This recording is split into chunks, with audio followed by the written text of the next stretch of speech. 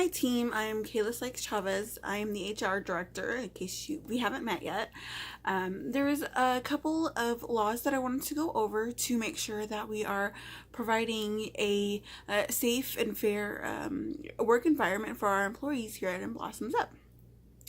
The four laws are the Employment Pay Act, the Title VII of the Civil Rights Act of 1964, the Age Discrimination in Employment Act of 1967, and the Occupational Safety and Health Act, which is also known as OSHA.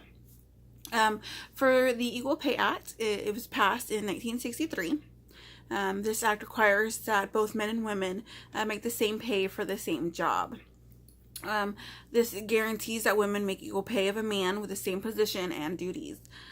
If the law is not followed, employees can go to court, receive back wages, compensatory and punitive damages, costs and reasonable attorney's fees, and any reasonable relief that the court feels is appropriate. The Title VII of the Civil Rights Act of 1964 dictates that employers cannot make employment decisions based on an applicant's race, color, religion, sex, or national origin.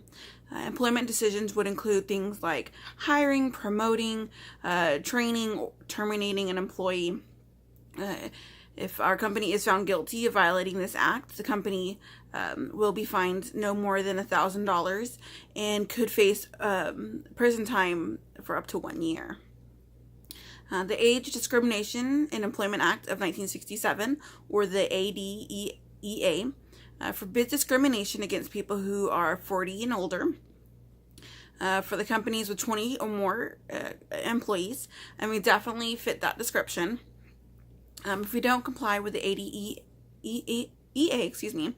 we could face up to $500 fine and up to a year in prison or both. I'm not a big fan of going to prison, so let's definitely want to follow that law and the Title VII. The Occupational Safety and Health Act, also known as OSHA, says that employees have a place of business that meets specific safety and health standards, and keep records of any job-related injuries or sicknesses. That would be like somebody falls and gets hurt, or gets some kind of cut or something like that. We want to make sure that it's documented and in a file. Excuse me. The penalty for a serious other than serious posting requirement is $12,675 per violation. A failure to reduce the issue is another $12,675 per day past the date they give us. If the issues continue, the penalty is $126,749 per violation. So if they find that first violation, they can come back, do inspections to see, follow up, make sure that we've made changes and doing what we're supposed to do. That's more money out of pocket for the company that we have to pay. These laws are in place for a reason. We don't want to lose money if we don't have to. Let's follow them.